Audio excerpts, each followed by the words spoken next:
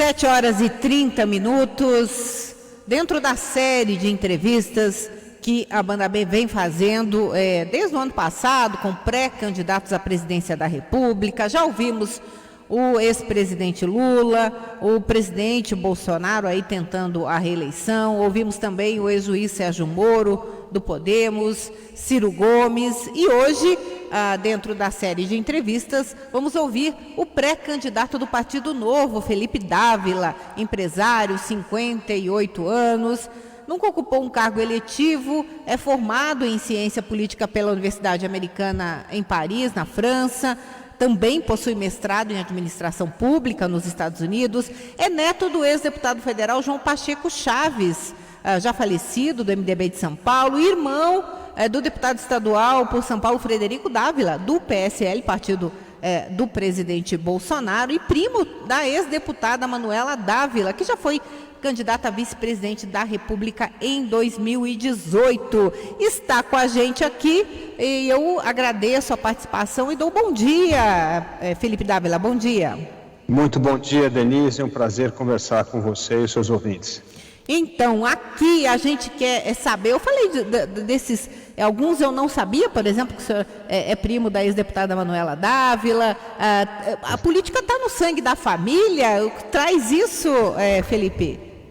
Sim, com certeza. Mas a Manuela foi uma brincadeira que eu tinha feito. Ela não é minha prima, né? É um parente muito longe, mas mas o Frederico, sim, meu irmão e o deputado, ex-deputado João Pacheco Chaves é meu avô. Então a política está na família há muito tempo.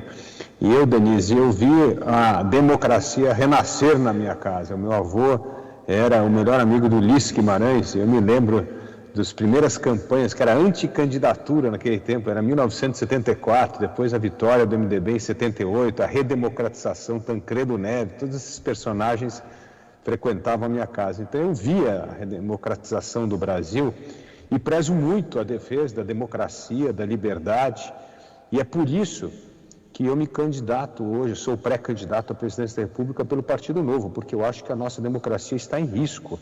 Essa polarização da política brasileira vem esgarçando a credibilidade da democracia, vem esgarçando a credibilidade das nossas liberdades individuais, do Estado de Direito, e o Brasil não cresce, né, Denise? Não cresce há mais de 15 anos, a economia está parada, recorde de desemprego, aumento da miséria no Brasil, inflação de volta, ou seja, não dá para colocar em risco o Brasil na parte política, que é a democracia, econômica, um país que não cresce, não gera emprego e investimento, e social. Nós temos hoje a maior crise social no Brasil.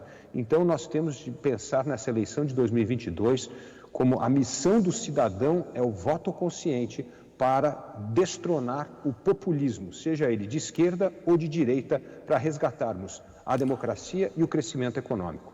Pré-candidato, tanto se fala em terceira via, né? Nem Lula, nem Bolsonaro, uma eleição que pode estar aí, tudo indica, polarizada, mas na prática, confesso que pessoalmente, e também pelo que estamos vendo aí nas pesquisas, a gente não está conseguindo enxergar um nome forte para dar uma opção aí para a chamada terceira via, né? Não estaria empolgando. Qual que é a sua visão? Existe o seu nome é a terceira via? Olha, Denise, eu acho que nós temos de olhar talvez menos para as pesquisas nesse momento, porque a pesquisa é sempre uma fotografia do momento, né? Se você pegar todas as pesquisas um ano antes da eleição, todas erraram, e não é porque a pesquisa erra, é porque é uma fotografia mesmo do momento e depois as coisas mudam muito mais à frente. Agora, quando você conversa com as pessoas, e é o que eu estou fazendo, andando pelo Brasil, conversando com as pessoas, o sentimento unânime existente no Brasil é que nós precisamos acabar com a polarização. As pessoas falam, eu estou cansado desse Brasil radicalizado, dividido, onde se perdeu a confiança, a tolerância, não dá nem para almoçar em casa em paz, no almoço de domingo com a família, que tem briga política. Então, assim, esse esgarçamento da conversa, do diálogo, da confiança no país, vem prejudicando o Brasil. O que as pessoas estão pedindo é, nós precisamos de um presidente da República para pacificar o país, curar as feridas do país, fazer o Brasil voltar a conversar, a se entender, a determinar as prioridades da retomada do emprego, do crescimento, do investimento e da renda.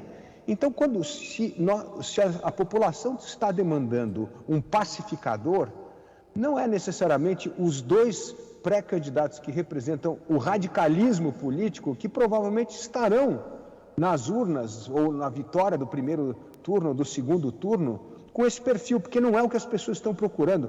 Você pode conversar com os seus amigos, os seus amigos, todo mundo fala isso. Gente, vamos parar de brigar, vamos pacificar o país, vamos fazer esse país voltar a crescer, vamos focar no que é importante. Então, se essa é a prioridade do eleitor, ela ainda não se fez escutar ou materializar por candidaturas. E eu acho que isso vai ocorrer durante o processo eleitoral.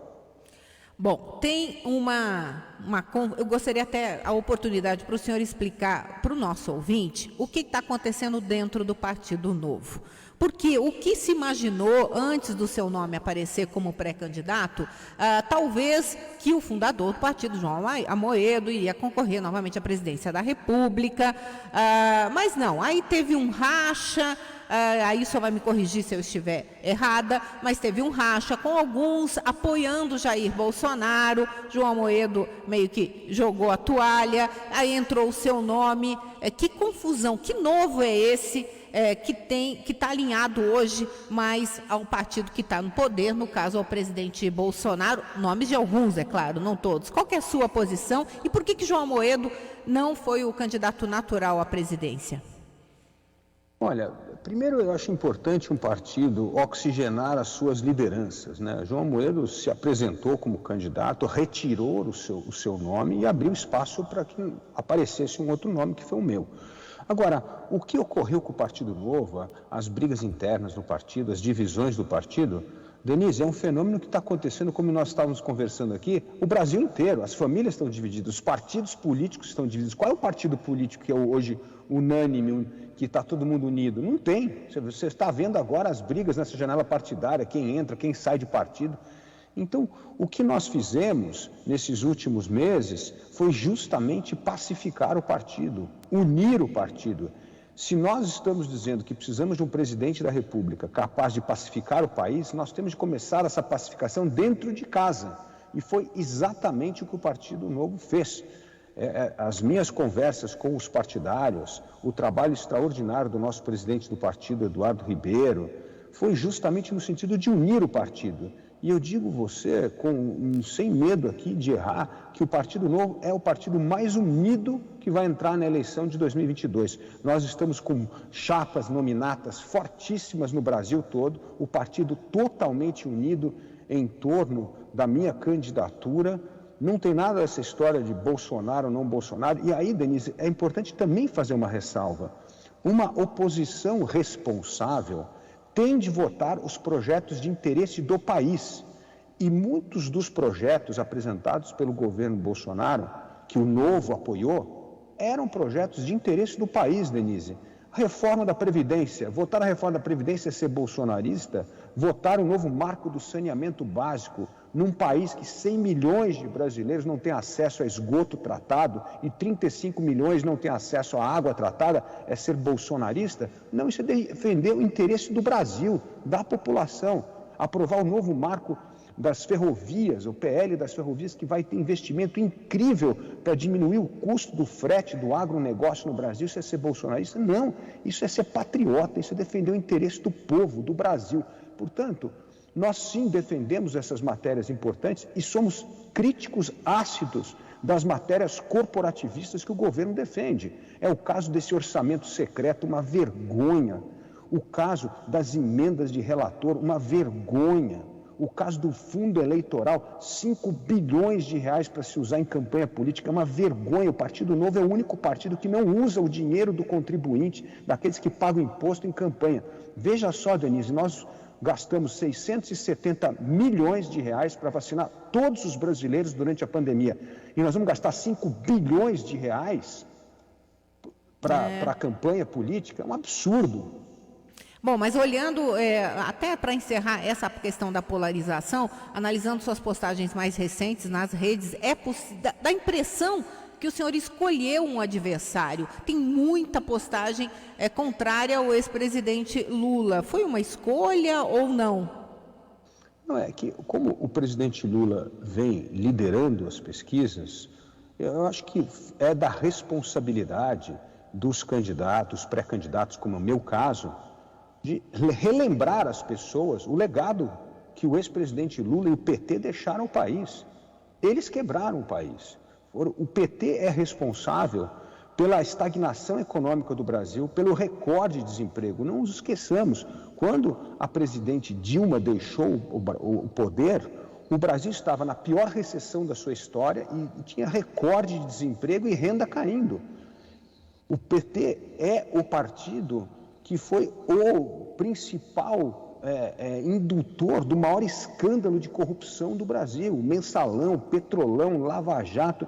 Então, o eleitor não pode esquecer desta herança do PT ao votar no próximo presidente da República, porque achar que quem deixou o Brasil, quem fez esse estrago no Brasil, é capaz de recuperar a economia, gerar emprego, aprovar as reformas do Estado, é uma ilusão, é um auto-engano. E o que nós não podemos é deixar o eleitor se levar pelo auto-engano, que fórmulas do passado que enterraram a economia brasileira, que criaram a maior crise política, social e o maior escândalo de corrupção, sejam agora as pessoas que vão se reapresentar com uma ideia de que não, agora vamos defender uma agenda modernizadora do Brasil. Isso não vai acontecer. Então, aqui vai o meu apelo de novo. O que vai mudar o Brasil é o voto consciente. O voto consciente é você lembrar a história de todos os candidatos, saber o que eles fizeram no passado, porque o que eles fizeram no passado é provavelmente um bom indutor para entender o que eles vão fazer amanhã,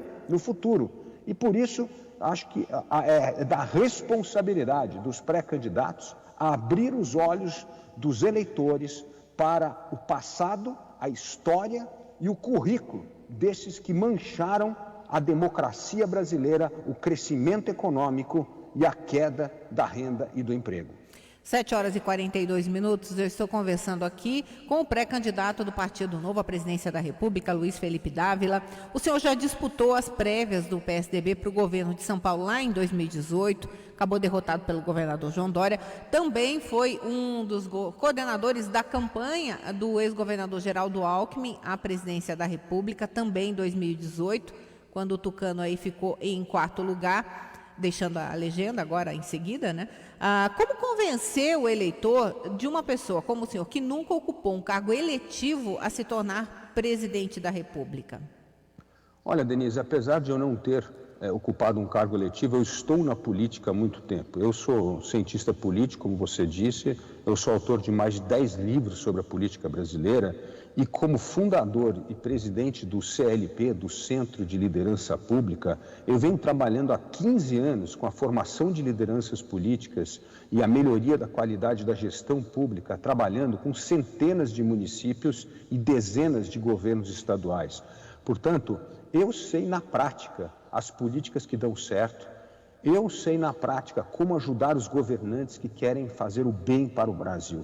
E o Brasil tem uma coleção incrível de experiências exitosas que, infelizmente, não são assuntos da imprensa. E tem exemplos extraordinários da educação no Ceará, em Pernambuco, do sistema prisional em lugares como a Paraíba e Pernambuco, lugares incríveis como uma educação profissionalizante, que é o caso de Minas Gerais, que não só fez uma educação profissionalizante exemplar, o Trilhas para o Futuro, como vem atraindo mais de 190 bilhões de reais em investimento. A questão da educação em São Paulo, no estado de São Paulo, tem muitos exemplos bons. O Brasil que dá certo. E esse Brasil que dá certo, eu conheço, eu ajudei a implementar políticas públicas. E esse Brasil que dá certo, só não conseguimos aprender mais um com o outro, porque nós não temos a grandeza de reconhecer quem fez coisas boas. Não importa se foi um ex-adversário político. É assim que nós temos de fazer, reconhecer os bons trabalhos, as boas ações, as boas políticas públicas, e não importa se isso foi trabalho de um partido da oposição ou da situação. Então, esse trabalho é o que falta hoje para o Brasil. Nós aproveitarmos os bons exemplos, reconhecer as políticas públicas que deram certo, fazer com que estados e municípios aprendam um com o outro com o que dá certo e, finalmente, tirar o poder de Brasília. O presidente da República precisa descentralizar o poder, precisa devolver poder para estados e municípios para que eles tenham mais autonomia e recurso para resolver os problemas locais. É assim que o Brasil vai melhorar, e não do jeito que hoje é, e aí os outros pré-candidatos defendem muito, essa centralização do poder em Brasília, que é um absurdo. Isso é antro de ineficiência e de corrupção. Pré-candidato do Partido Novo, Luiz Felipe Dávila. Vamos falar um pouquinho da economia, né? Preço dos combustíveis, o gás de cozinha. O brasileiro não sabe mais o que fazer, não sabe mais como apertar o orçamento. E me chamou a atenção também, né? Uma das suas declarações mais recentes envolve a Petrobras. O senhor chegou a dizer que vai privatizar a Petrobras se for eleito. Qual seria a saída?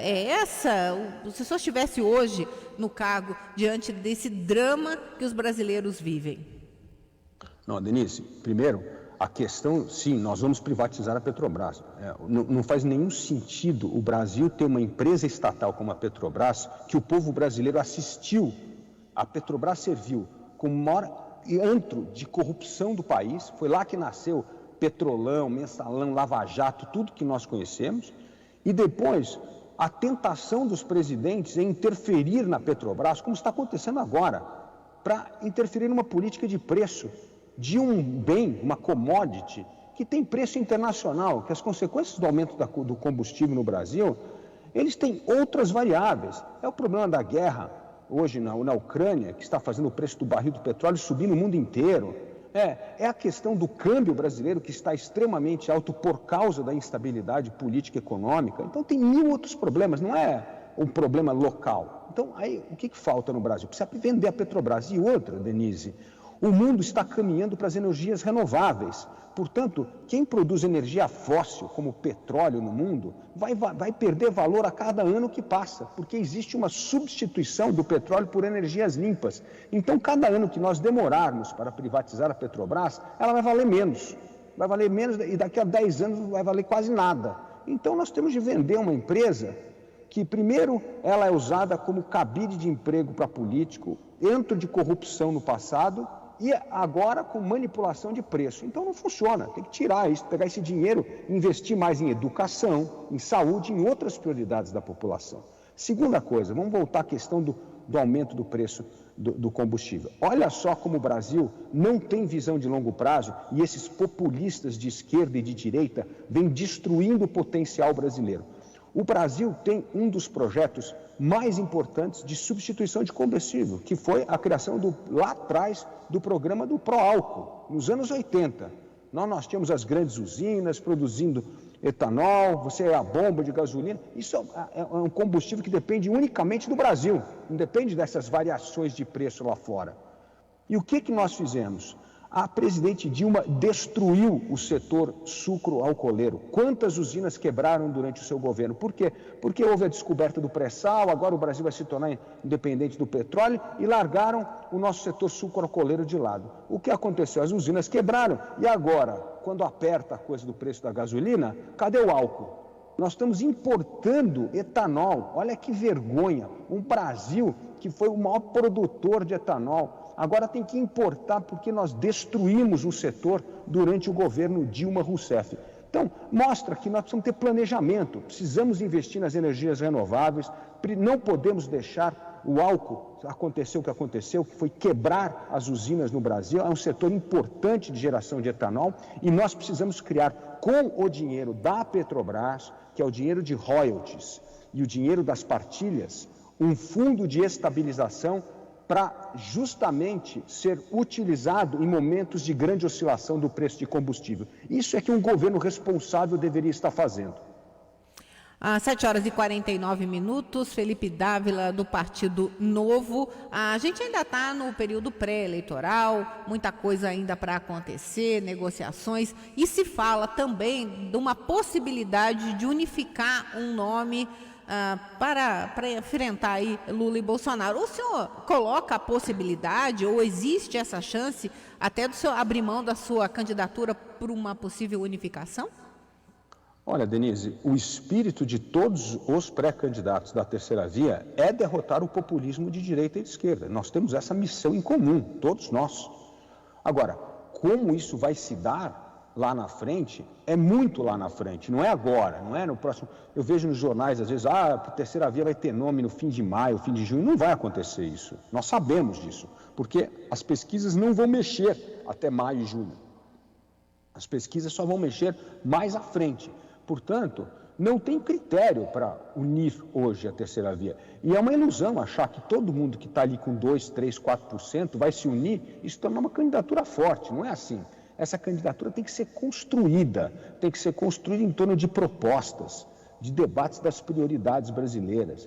Precisa esperar o momento das eleições começarem para valer, para nós podermos nos unir. Não vai ter união antes de julho e agosto. Eu não tenho a menor chance de ter essa união, porque as pesquisas não vão se alterar radicalmente. Então, como é que vai ter união? Então, mas por isso que este é um momento importantíssimo para fazer o que nós estamos fazendo aqui com os outros pré-candidatos à terceira via, é debater propostas, mostrar que o Brasil pode sim criar um projeto comum em torno das prioridades da modernização do Estado, da abertura econômica, da privatização e, evidentemente, da geração de renda, emprego e aumento dos investimentos privados.